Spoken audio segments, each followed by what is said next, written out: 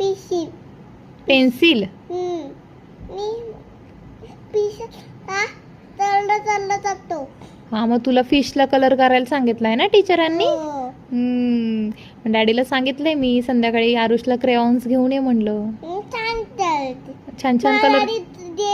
उची शोल्डर आणि नी ऐक तर, तू छान छान कलर करशील ना मग. तशीने मग तुला फिशचं गाणं येतं ना. याचा पीस नाणं म्हणून दाखव ना. पीस मछलीचं.